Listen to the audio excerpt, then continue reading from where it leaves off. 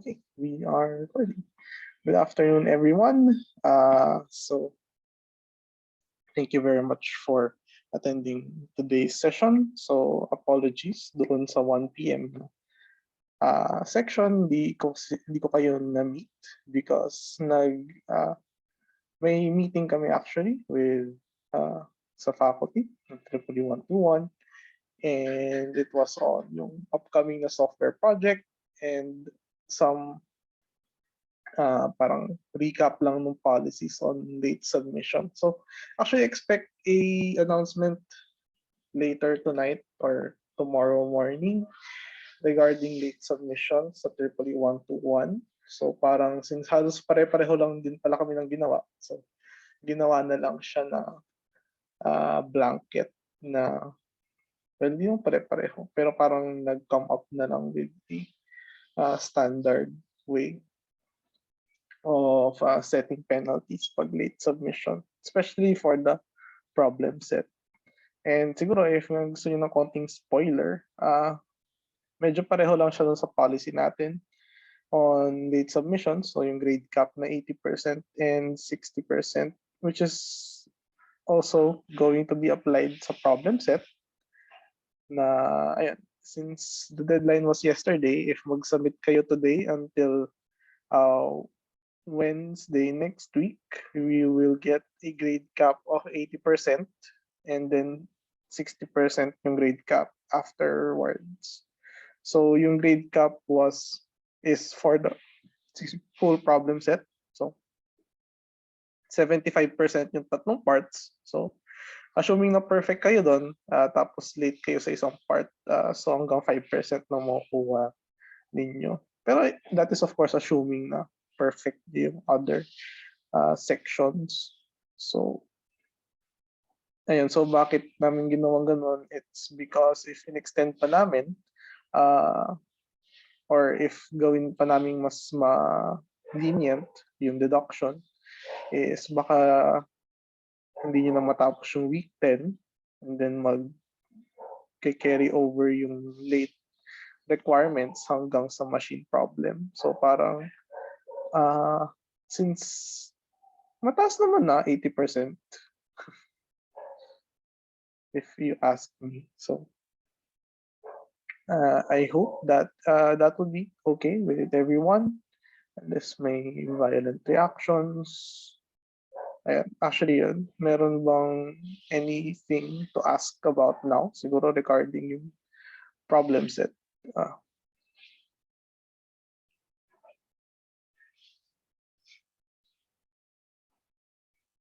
Okay. Well, ito, magre-release po ba ng answer key for the problem set? Actually, no. Hindi kami magre-release kasi meron din kasing iba na excused yung dahilan bakit malilate. So, pwede pa silang mag-submit.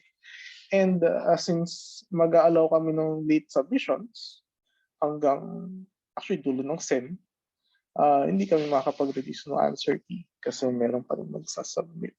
So, ayun. Ayan, so let's start with actually week 10. So technically, tapos na actually tayo sa majority ng 2s2121. What's left are just graphs. Si week 10, si week 11, graphs pa rin yun. Si week 12, medyo graphs na may kasamang union find na medyo graph na rin. So parang essentially 3 weeks tayo on graphs. So and after nun is yung remaining weeks natin is for the machine problem. Actually, pati si week 13 na may nakalagay sa course syllabus is magiging optional na lang ata. Kasi yung release ng software project will be sometime next week. And ayun, para mag-focus na kayo sa software project or machine problem. And yeah, so yung basically ito na yung final topic natin for EEE 121 and it is actually a data structure din katulad ng trees, tsaka ng maps, tsaka ng linked lists. So gusto nyo basahin sa study guide for week 10. Graphs are a collection of related objects. So the graph is an abstract data type that is a generalization siya actually ng linked list at saka ng tree. Tapos, unlike linked list and trees, graphs can generally traversed in multiple and varying directions. So actually, madami tayong pwedeng i-model as a graph. So these are the slides na ginamit ko 2 years ago. Parang tagal ko na nagtuturo. Pero ito, C++ pa actually yung ano. Actually, hindi ko pala slides to kay Sir Dale siya.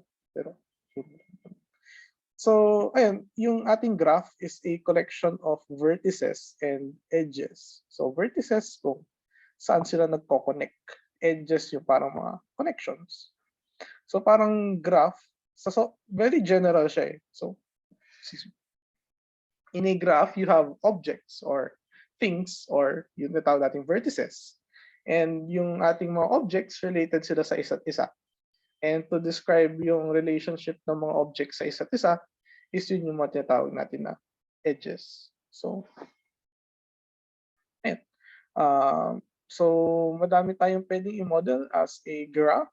So, kung yung ating circuits, yung mga nodes natin, pwede silang vertices, yung mga resistors, mga voltage sources, ito yung mga edges natin. So, dinidescribe nila. So, si node A at saka si node B, ano yung relationship nila? So, meron silang voltage difference across them, kumbaga. Or between node A and node D, meron certain amount of current na dumadaan. So, pwede natin i-represent yung ating circuit in terms of a graph. And actually, most circuit solvers, if meron kayong symmetrics or meron kayong ano ba yung pag-simulate na ginagamit mo ngayon? Anyway, most of the time or almost always, ang underlying concept para ma-solve yung equation or ma-solve yung circuit is by using graphs. Other graph applications is relationships pwede rin with people. So, pwede siya maging parang hierarchical, parang organizational chart. So, magmumukha siyang medyo tree, pero actually, lahat ng tree, pwede rin nating tawaging graph. Lahat ng linked list, pwede rin nating tawaging graph. Kasi lahat naman sila is meron tayong mga nodes or objects na may certain na connection. In terms of people, so meron siguro magkakamag-anak, lahat ng color blue, lahat ng red magkakamag-anak. So parang may konting connections, ito dalawa magkakilala, etc. and etc. And isa sa mga prominent application ng graphs is paghahanap ng routes or ng navigation. So yung mga intersections natin, can think of yung ating mga vertices, and then yung mga edges is yung mga daan doon. So dito sa node na to, pupunta sa vertex na yon, pwede kang dumaan dito, pero traffic, or pwede kang pumunta sa node na to, and then sa node na to, and sa node na to, para maging less traffic. So parang depende dun sa edges natin kung mataas ba yung traffic or hindi doon sa edge na yun. So, some terms na ginagamit natin when it comes to graphs is yun, nodes or vertex. So, yun yung tawag natin sa mga objects or yung mga bilog na nandito sa graph na nasa screen. And then you can also visit visualgo.net. Meron din silang page on graphs. So usually pag vertices, nodes, ginagamit natin mga circle, pero it can be any shape talaga. Pero yun yung pinaka-convenient. And then edge is yung mga connections nga. So madali lang naman siguro matandaan yun. And then when we say adjacent, so ang dalawang nodes adjacent sila if merong graph ay merong edge in between them. So looking at node B, adjacent sa kanya si node F, C at saka si D kasi meron siyang edge na connected sa kanila. Si node A, adjacent sa kanya is si node E. So, sila lang yun. Si A, adjacent na siya kay E. So, wala na ibang other connections. So, yung neighbors, pareho lang din yun. So, mga kapitbahay mo. So, di ba pag kapitbahay mo, madali lang puntahan, katabi niyo lang. So, si D, kapitbahay niya si B, C, at saka si E. So, medyo interchangeable naman yung adjacent at saka neighbors. And then we have what we call degree. So, degree is yung number of adjacent or neighboring nodes. So, kung titingnan natin dito, si node B, meron siyang 1, 2, and 3 neighbors. So, ang degree ni B ay 3. So, yung degree niya is 3. Si letter D naman, tatlo din, 1, 2, and 3. So, yung degree ni D is also 3. Si node A naman, si E lang yung connected sa kanya. So, yung degree niya is 1. So, similar din sa trees, di ba? Meron din tayong mga degree ng mga node. Yung degree ng node is kung ilan yung children niya. So, yun yung ating degree din. Then, meron din tayo tinatawag na walk, path, cycle, tsaka length. So, ano ba? Ang alam ko yung walk is parang may susundan ka lang na nodes. C to F to B to D to A. So, that would be a walk. Nakalimutan ko kung ano yung difference niya with the path kasi yun lang din yun. So, yung path is a series of I guess yung path is yung mga vertices na dinadaanan, yung path is yung mga edges na dadaanan mo. So yung path, C to F, F to B, B to D. Tapos hindi pala pwedeng mag-jump kay A kasi walang edge dyan. So hanggang C, F, B, D lang yung ating walk or yung ating path. Cycle naman, as the name suggests, is pagpaikot siya. So si D, si E, at si C, and then si D, yun, this is one cycle. And then si ano rin, si B to D to E to C to F to back to B is also another cycle. So basta yung starting point tsaka yung end point is the same. Then ayun, connected, parang adjacent and neighbors lang yan if meron adjacent or meron edge between them. So I think meron silang konting distinction. And I think makukuha nyo naman yun sa mga lecture videos kasi hindi na rin ako masyadong familiar. Then, we also have different types of graphs. So, meron tayong, pwede siyang maging directed or undirected. So, when we say direction, is yung edges ba natin, one way lang ba siya or two way? So, here, si 4 connection siya kay 2 and kay 3. Pero si 2, hindi siya connected kay 4. Kasi walang path from 2 to 4. So, I guess neighbor si 2 and 4, pero si 2 hindi siya connected kay 4. Si 4 connected kay 2. So, parang one way lang yung daan natin.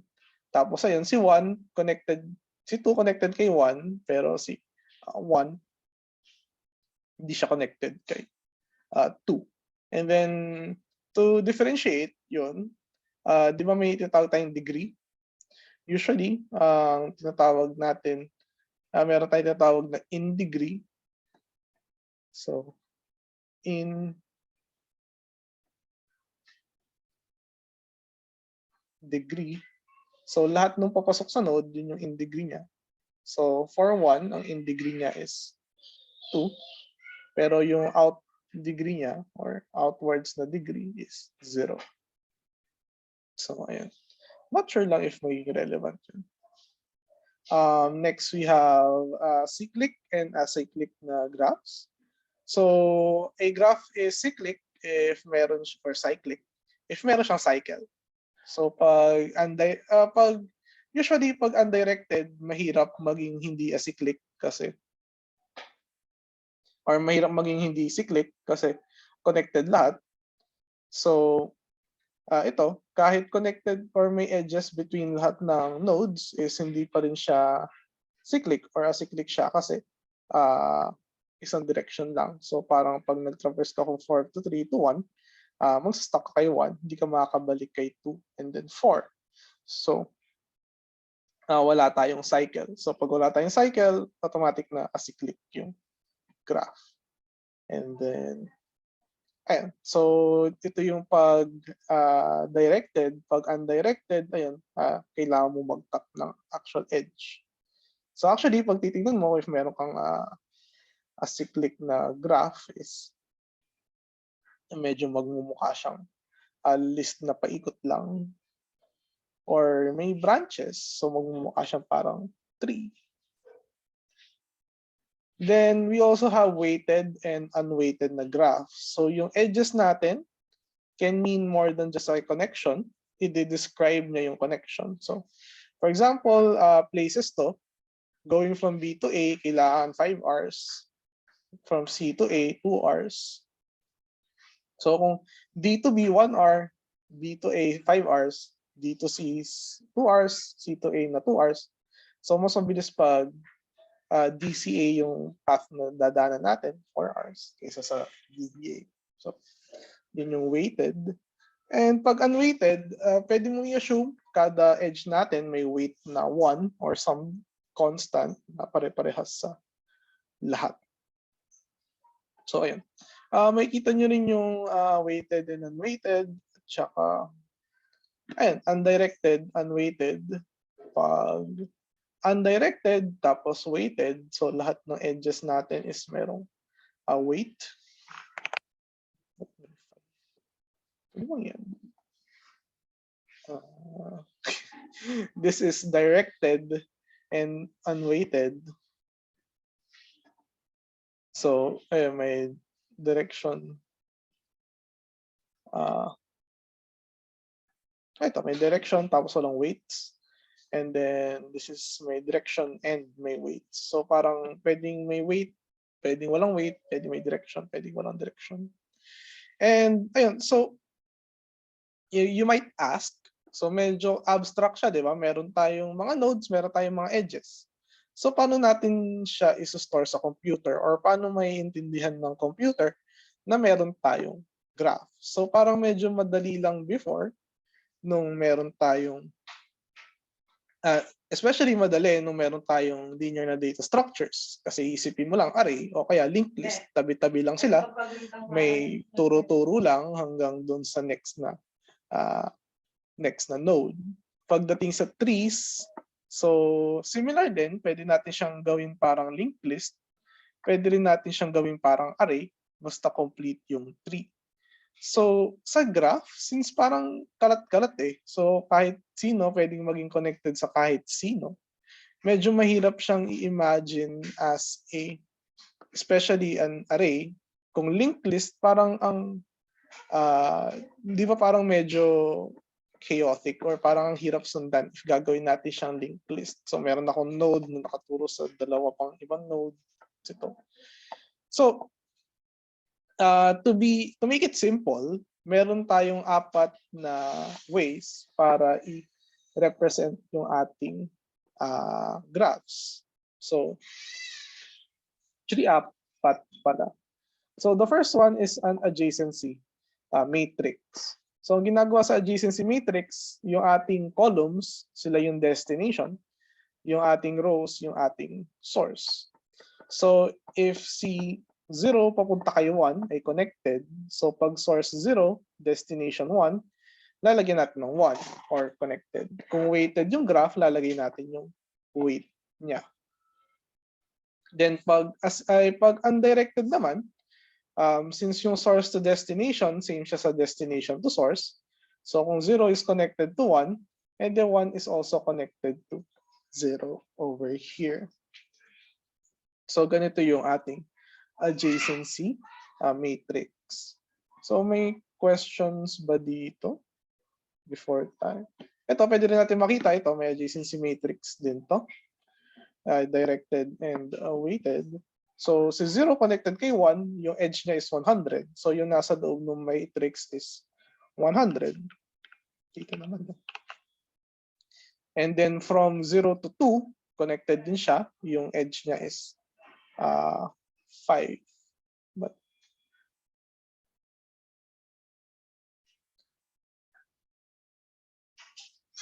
okay.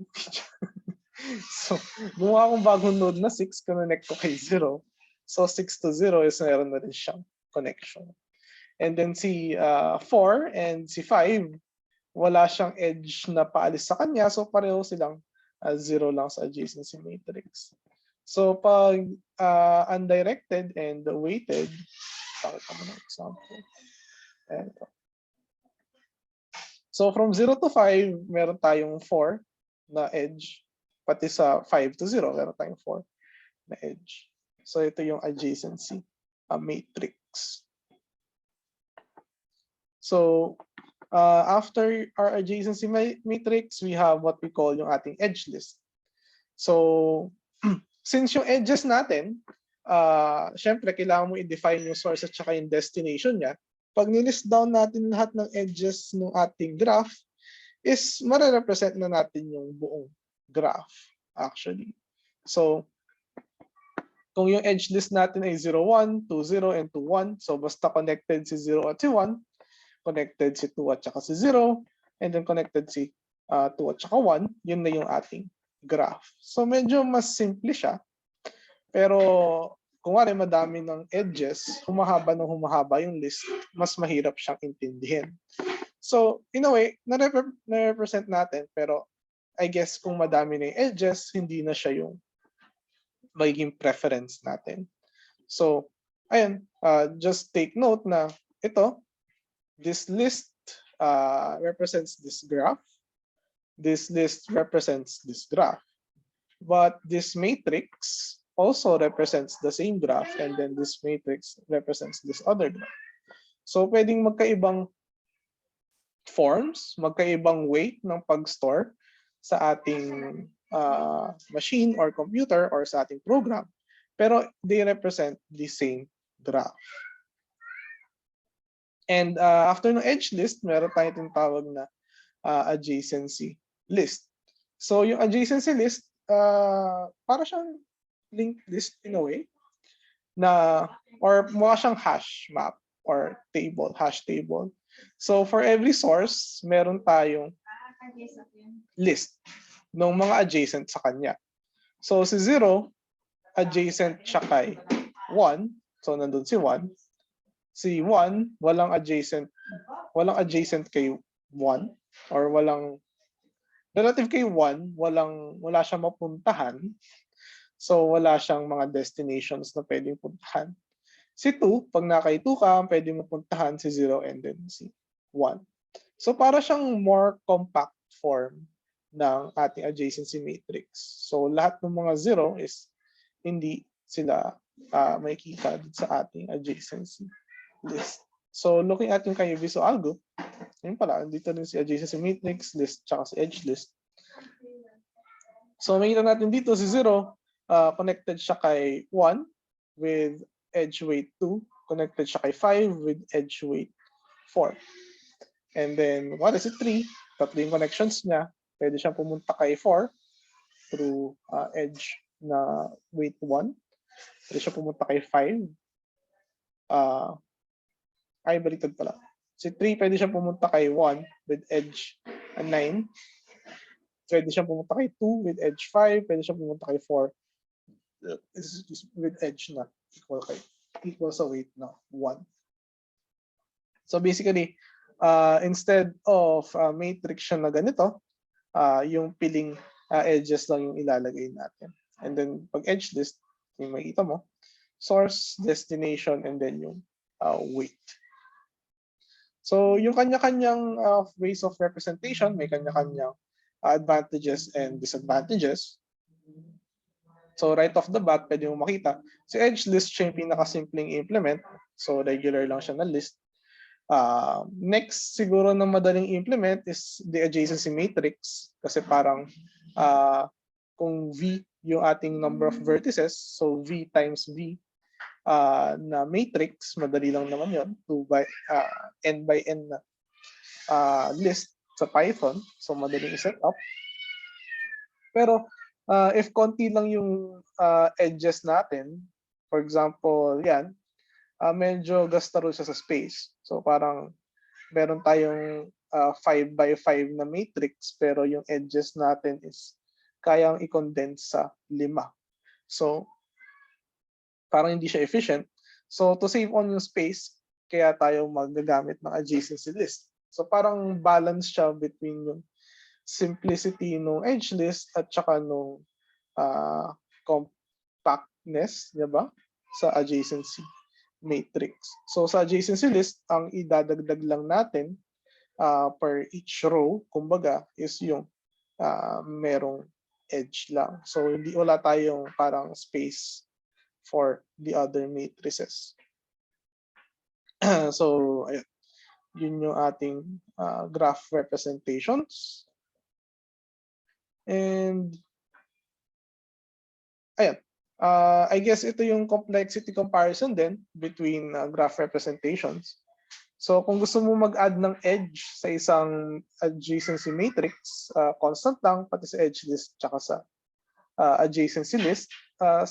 So constant siya kay adjacency list pag gumagamit tayo ng mapping. And then edge membership, this actually is checking if an edge exists dun sa ating graph. So edge membership ay O of 1 pag adjacency matrix kasi lookup lang siya.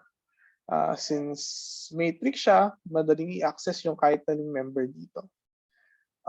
Sa edge list, para mahanap yung isang edge, kailangan mong mag-linear search dun sa lahat ng meron mong edges. And then, for adjacency list, kailangan mo yung number of vertices kasi need mo isa-isahin yung kada adjacency list mo kung alin yung nandun. Tapos, almost same siya sa neighbor query, sa edge list, tsaka sa edge list. Pero kay edgemat naman, mas matagal siya or hindi na siya O of 1 kasi kailangan nating isa-isahin yung mga rows niya. So, neighbor query is asking, kung wari, sino yung mga neighbors ni node 5? So, yung neighbors ni node 5 ay 0, 1, 2, 3, and 4. So, yun yung neighbor query. And then space complexity. So yung edge list is dependent sa number of edges. The adjacency list is a number of vertices plus number of edges. And then the adjacency matrix is vertices squared. So if sobrang dami ng vertices natin, sobrang laki ng space complexity ng adjacency matrix. Then, ayun, may exercise dito. I think same lang siya sa this one, yung formative assessment 1. And I guess we can try answering it sa ating session today. So determine the set of vertices. So kayang-kaya naman, di ba? So yung set of vertices natin is set. So we have A, B, C, D,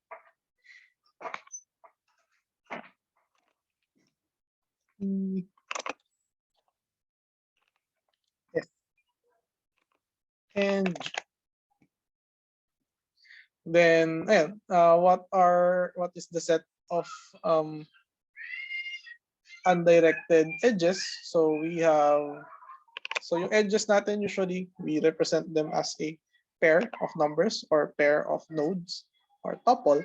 So we have edge AB, A, comma, B, and then we also have A, comma, D. Now, since mentioned naman na undirected sila, pwede natin hindi ulitin. Pero in a more formal sense, if define si A to B, need din natin i-define si B to A since undirected tayo. Pero since may assumption naman na undirected, yung mga edges, pwede natin hindi gawin. So parang gagawin lang natin to for each of the edges.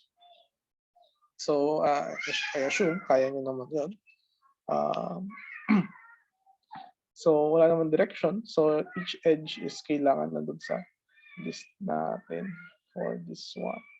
So what are the neighbors of vertex B? So ang neighbors ni vertex B ay si vertex A, vertex B, and si vertex C. Ayan. Nasusundan naman, right? So, which vertex has the lowest degree? So, pwede nating isa-isahin yung mga degree. So, si A, meron siyang dalawang neighbors. So, degree niya is 2. Yeah. Si B, meron siyang 3. C, meron 2. Si F, merong 4. Si G, merong 1. Si D, merong 4. And si E, merong 2. So, yung lowest degree is G, highest degree is D and F. Tama ba? So, next one we have, clear ba muna? Letter E. Identify the paths between vertex A and vertex G. So, a path contains distinct vertices. So, you can only pass through a vertex once. And then, what is the length of each path?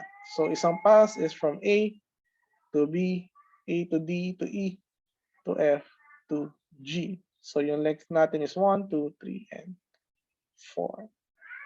And then we have another path,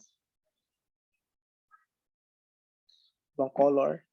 So, pwedeng A to D, imbes na mag-E tayo, punta tayo kay F diretso, and then kay G. So, itong length naman na to is 3.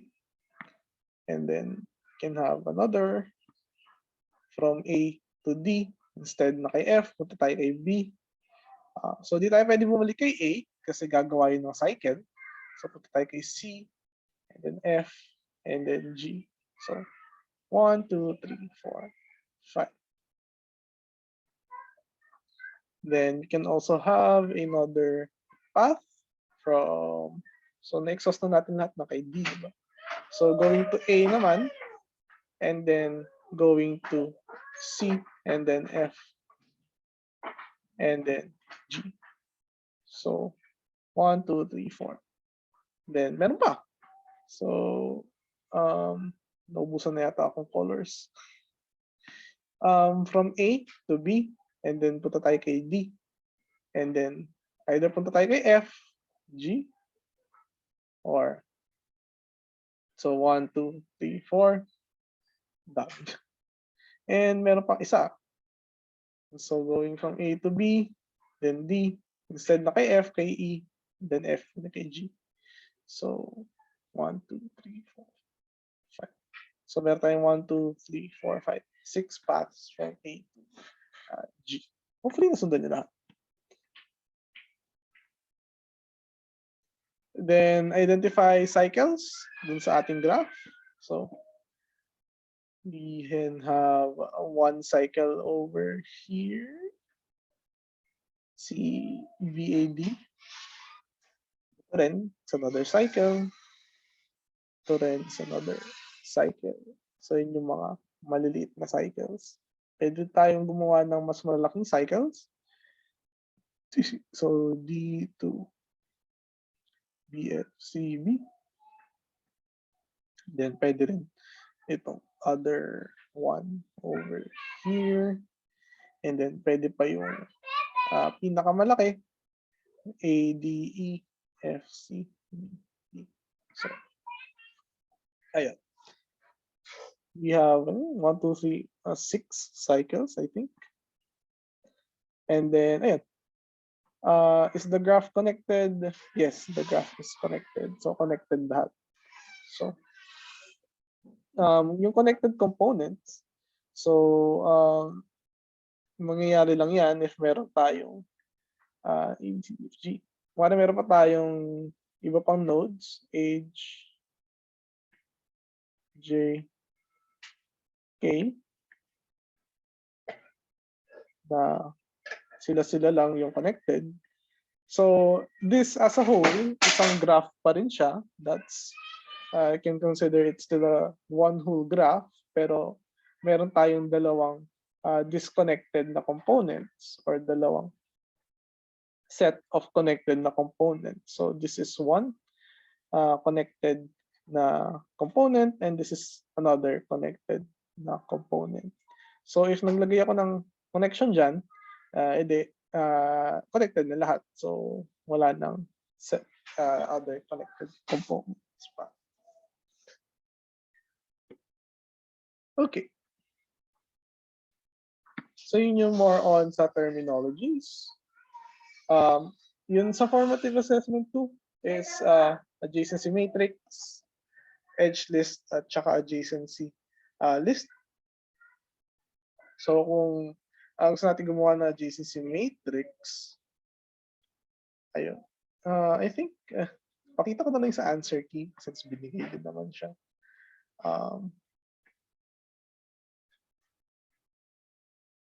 Explain na lang natin. So, ayan. So, si A is connected siya kay B and kay D. So, si A connected siya kay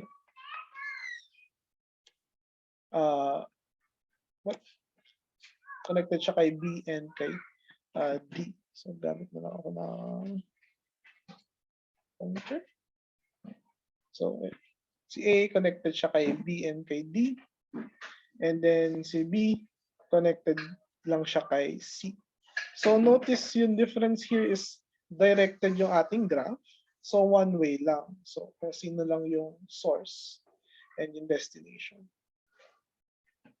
And then, ayun, kay C naman, connected lang siya kay F. And then, si D, connected siya kay B, F, and E. So, D, B, E, and F. And then si E, dalawa siya kay F. And then si G.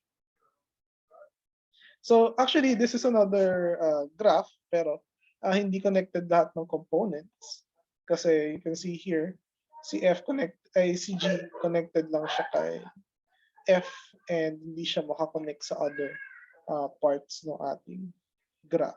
So, meron tayong dalawang components na connected. So, basically, from any node, kailangan makapunta ako to another node. Yun yung ating connection. And then this one is edge list representation. So, from A to B, A to D, and then B to C, etc., etc. Pag adjacency matrix naman, mukha lang siyang adjacency list, tapos tinanggal natin lahat ng zeros. So, any questions there? Patapos na tayo. Yung next part ng ating graph is, if you can recall, meron tayong 3 traversals. Di ba parang, since hindi tayo linear, walang single way para daanan lahat ng elements sa ating graph. So meron tayong mga tinatawag na 3 traversals. So when we do a 3 traversal, usually we start from a node. So, di ba sa trees, pag nag-traverse tayo ng trees, laging sa root node. Sa graph, since wala tayong root node sa graph, we can start actually anywhere. And then, kailangan din natin i-track or i-mark lahat ng na-visit na natin na nodes para hindi tayo magkaroon ng cycle. So, yung traversals na natin are not unique kasi marami tayong different ways to go about a graph. So, meron, if you can recall sa trees, meron din tayong depth first search, tsaka meron tayong breadth first search. And sa depth first search, meron pre-order at tsaka post-order. Sa graph, wala tayong in-order na traversal kasi wala naman tayong concept of left and right na child. So yan, for the first search is parang from any starting node, parang visit ka lang ng visit hanggang maka-reach ka ng walang neighbor. So for example here, if meron tayong graph na to, so unvisited yung lighter color, visited yung black or darker colored na nodes. So ayan, if we start at A, pili lang tayo ng gusto nating puntahang node. So yung traversal is parang pwede mo siyang imagine as parang nagta-travel ka or ine-explore mo yung graph. So si A, pwede kang pumunta kay B, C, or E. Usually, meron tayong criteria to break yung ties, kunwari alphabetically. Pero usually, pwedeng kahit ano naman. So let's assume na alphabetically yung ating pag-break ng tie. So going from A to B, so yan. So visited na natin si A, start tayo kay A, and then visit si B. So pag nag-pre-order tayo, can actually makita mo dapat sa output si A and B, pero I think post-order to. So since hindi pa tapos si A, hindi pa tapos si B, tuloy lang yung pag-visit natin. I mean, hindi pa tapos lahat ng neighbors ni B. So we go to a neighbor of B, which is C. So when we visit C, hanap tayo ng neighbors ni C. So we find letter D. And then when we get to letter D, tingnan natin if meron pa siyang unvisited na neighbors. So wala na. So tapos na si D. So nandito na siya sa done. So yun yung post order. So after lang matapos lahat ng neighbors, tsaka siya yung mag-output or siya yung matatapos. So recall yung post order natin sa trees, 'di ba? Tatapusin muna natin yung children bago yung certain na node. So yung DFS na post order ganun din. So tatapusin natin lahat ng neighbors bago natin i-process yung node na yon. So yan, since tapos na si D, babalik siya kay C. Then meron pang other neighbor si C, which is F. And then si F naman yung matatapos. And then tapos na si F, so tapos na si C. And since yung mga neighbors ni B tapos na rin si B. And si A, di pa siya tapos, meron pa siyang neighbor, E. And then G. And the neighbors ni G, which is age. And then, ayan, tapos na si age, tapos na si G, tapos na si E. And tapos na finally si A. So ito yung magiging result natin pag nag-post order tayo. And then when we try to do it pre-order, balik tayo dito. So as soon as ma-visit natin yung node na A, so sulat ko na lang para dito para hindi mawala. So nauna si A, and then after kay A is si B,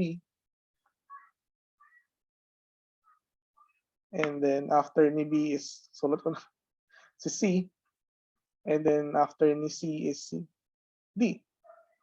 So tapos na si D, balik lang siya kay C, and then after nun is si F naman. And then balik siya kay C. So wala nang babalikan or wala nang ibang pupuntahan si C. So balik siya kay B, balik siya kay A. Then si A, punta siya kay E. Then unahin mo alphabetically si G. And then si H. So basically yan parang pagka-encounter mo ng node, i-process mo na siya before tayo magpunta sa neighbors niya. So same lang siya as sa pre-order ng ating trees na mauuna yung parent bago yung children. So ayan, medyo pareho lang. Wala tayong in order kasi nga wala naman left and right. So can only make instances na isa lang yung node.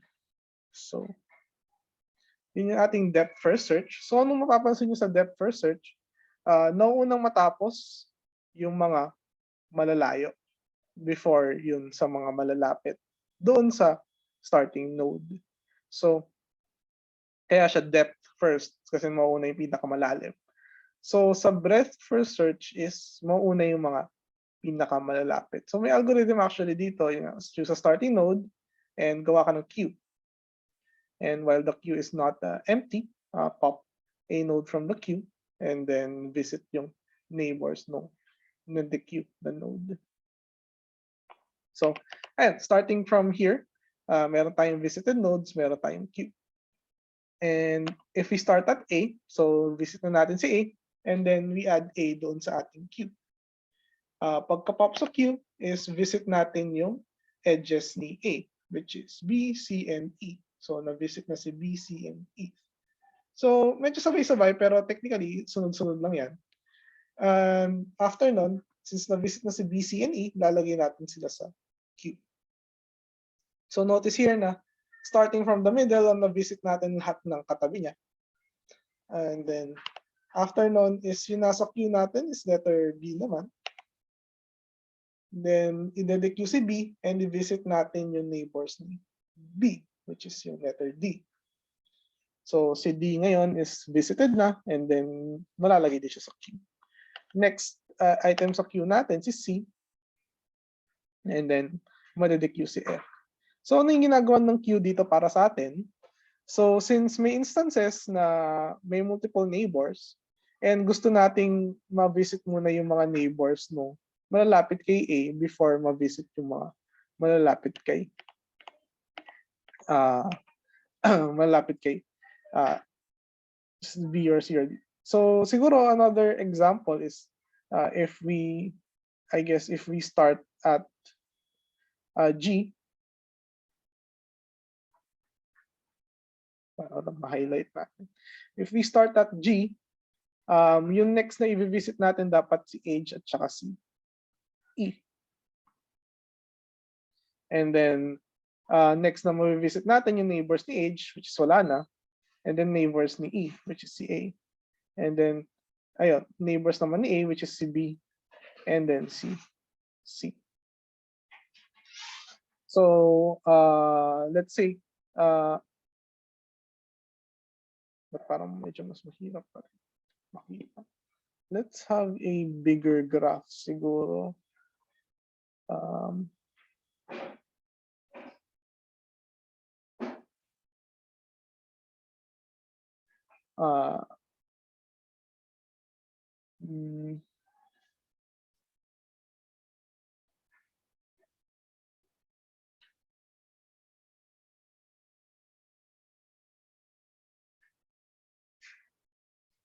Well, essentially, ang gusto lang, ang na-preserve natin kung sino yung mga malalapit. Kumari si 1 and si 2. So, una natin i-visit yung neighbors ni 1, which is si 3. So, kahit na na-visit na natin si 3, hindi muna natin i-visit yung neighbors ni 3, i-visit muna natin yung neighbors ni 2. So, in order to parang preserve or keep track kung sino na dapat yung i-visit natin, gumagamit tayo ng queue. Kasi kung sino yung una nating nilagay sa queue, siya yung unang lalabas doon sa queue. So parang pwede tayong mag-add ng multiple letters sabay-sabay sa queue, pero isa-isa lang yung kaya nating i-process. So by using a queue is na-preserve natin yung mga kailangan nating unahin before. Kasi di ba nagdadagdag tayo ng bagong items. So, after ni B, madadagdag si D. Pero before processing si D, kailangan natin kasuhin si C at saka si E. So, by using a queue, natatandaan natin yung part na yun. And, yeah, I think topological sort, I don't think covered to ngayon.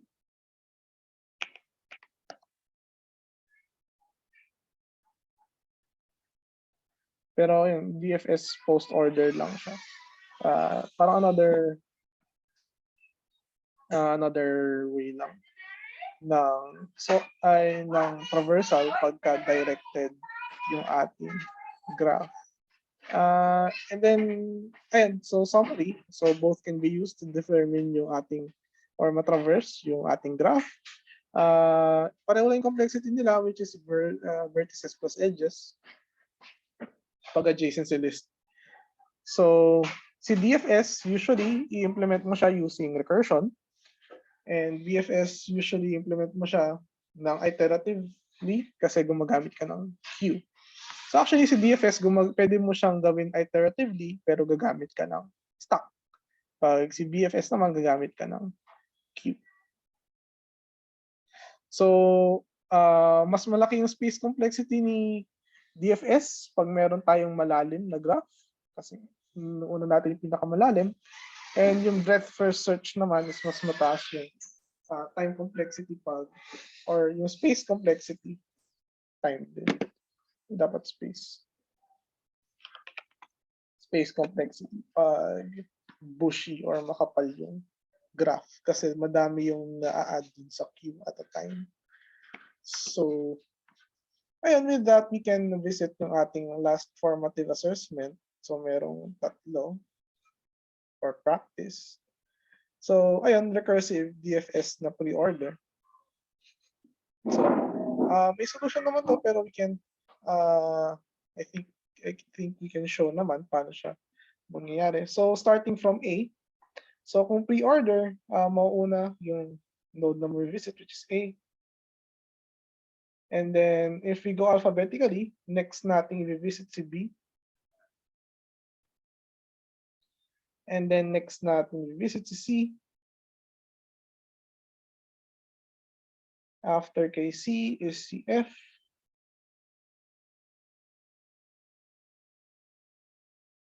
So, alphabetical tayo. So, pipiliin natin si D. And then after ni D, pupunta natin si E. Then si E, wala na siyang unvisited na nodes, so balik. Si D, wala na siyang unvisited na neighbor, so balik. Si F, meron pa siyang isa, which is G. So, tapos na si E, si D, si G, tapos na rin si F, then, tapos na si C, tapos na si B, tapos na si A. So, ayan. So, notice na palalim tayo ng palalim, and then backtrack, and then backtrack, and then meron pang pwedeng puntahan, and then backtrack, and backtrack. So, yun yung pag pre-order. Pag post-order, medyo same path yung madadaanan natin, pero hindi tayo mag-output agad. So, parang starting from A, then B, C, F, E,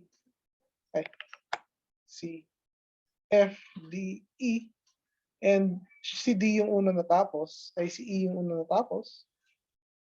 And then after niya si D, and then si G. Tapos pabalik, F, C, B, and A. Okay pa?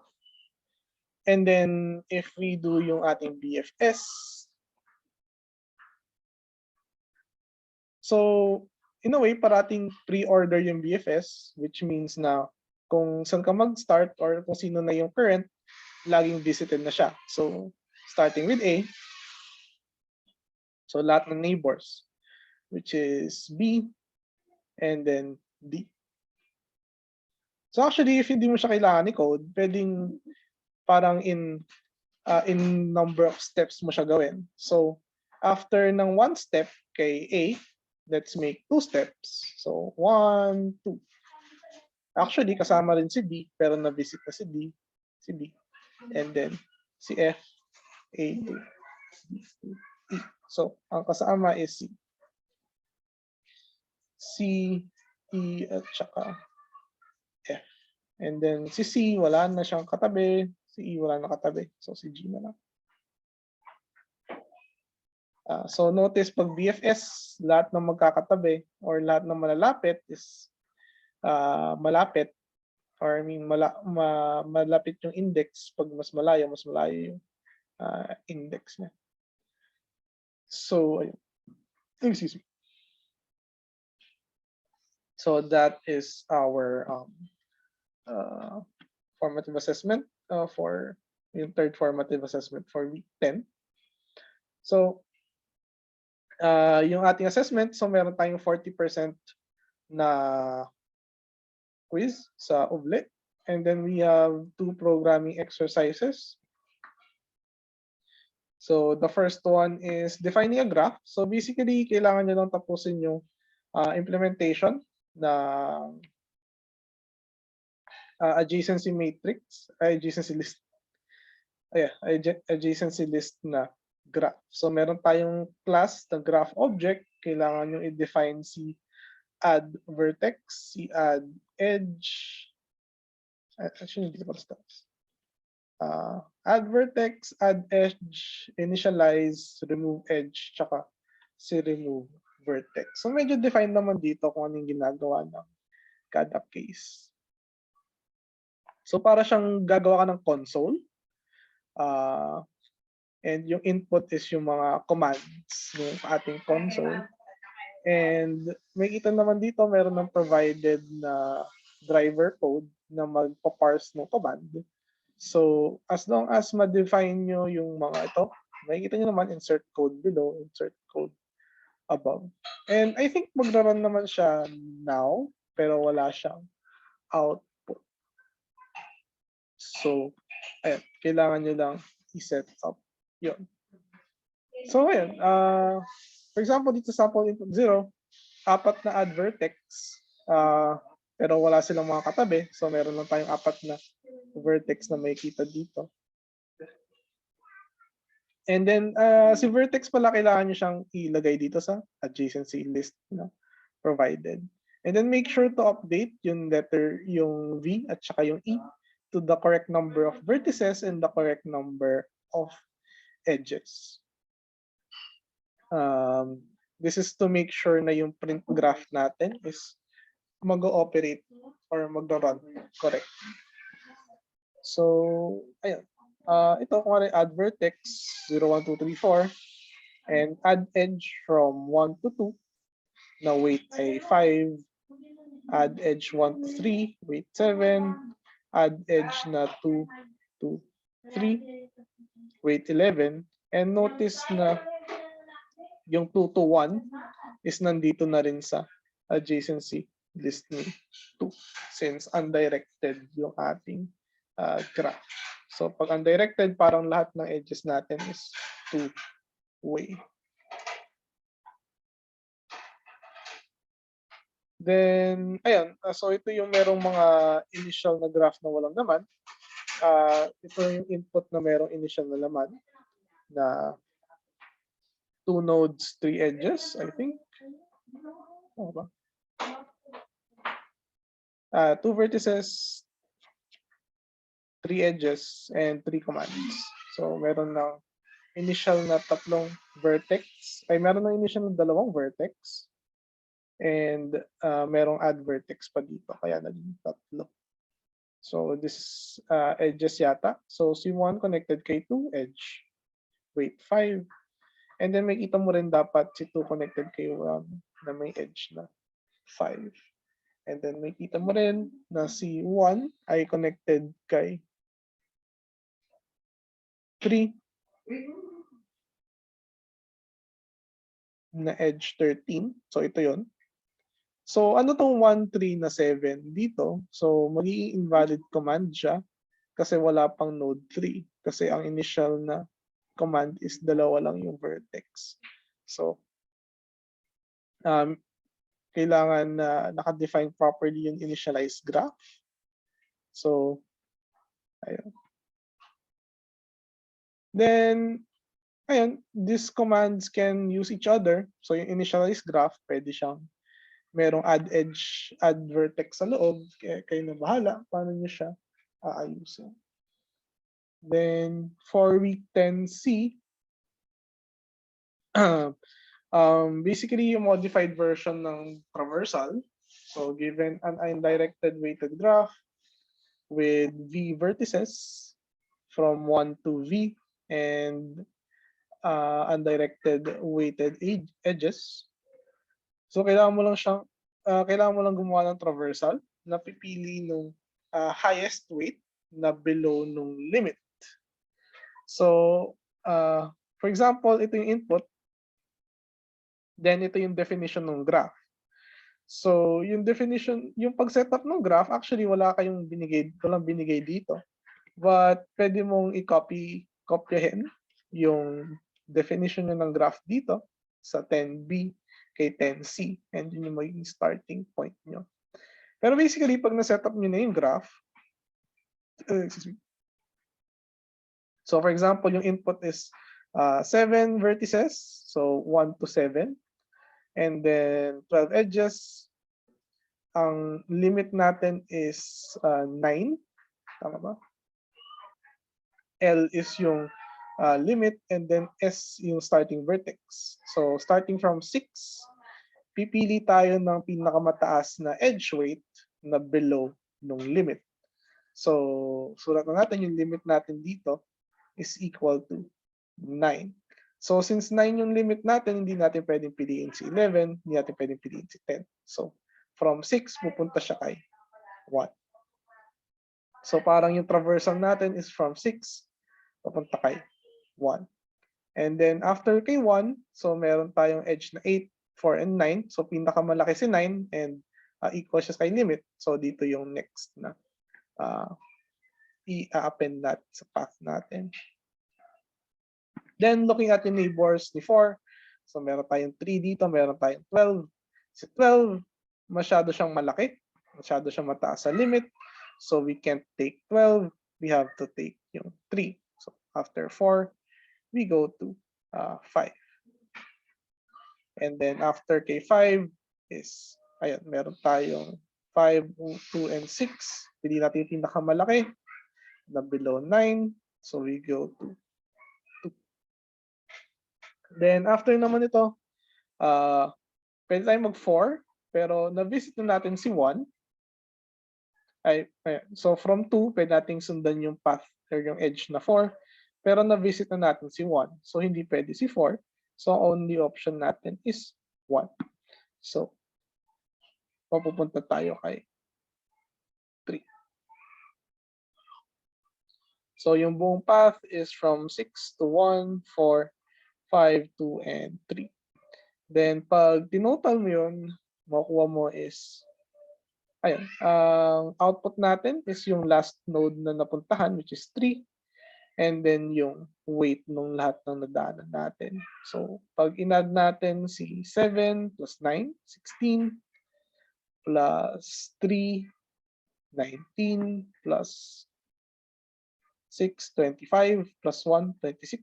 So 26 yung nasa output. So basically, ganun lang yung gagawin din dito. So this will set up a graph. Gusto nyo pwede natin drawing. Mabilisan. So we have node 1 connected kay node 2 with weight 4, and then 1 is also connected to node 4 with weight 9, and then it's also connected to 6 with weight 7, and then connected din si 1 kay 7.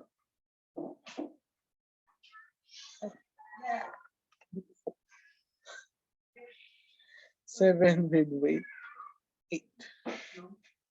And then 2 is connected to 3 with weight 1.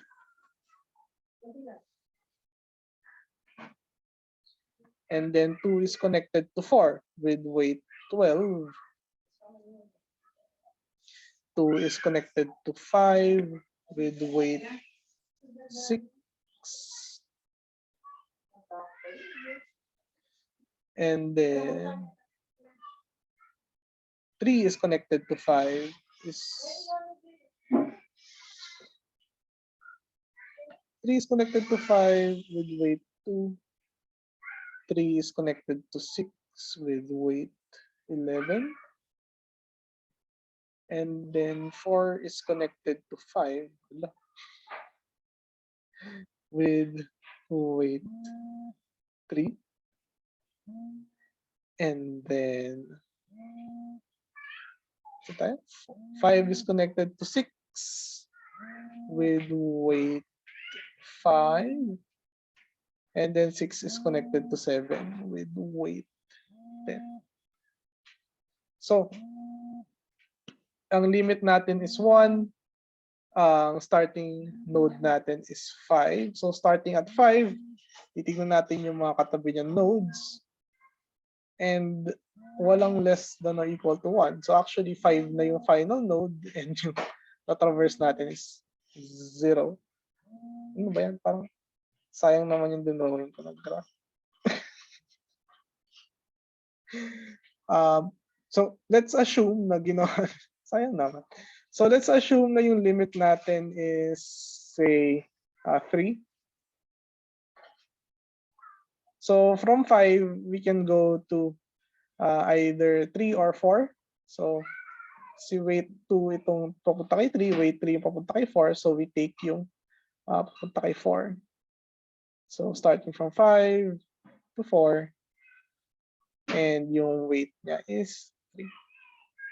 And then si 4 is 9 and 12 lang yung choices. And ayun, actually yun na yun. So if this was 3,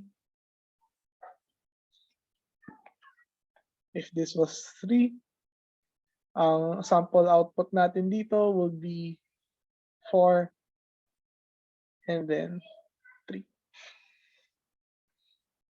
So ayun. Ay, nakakapanginaya siyang erase, pero okay.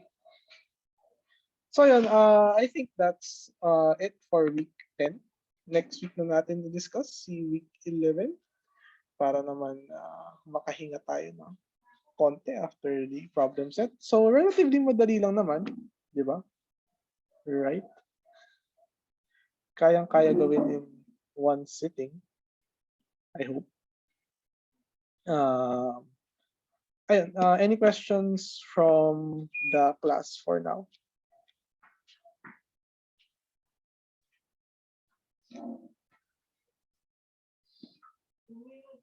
So as it stands, walang extensions for the problem set for week 10. So yan pa rin yung deadline.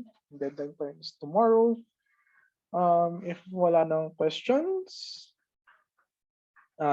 thank you very much for attending today's session.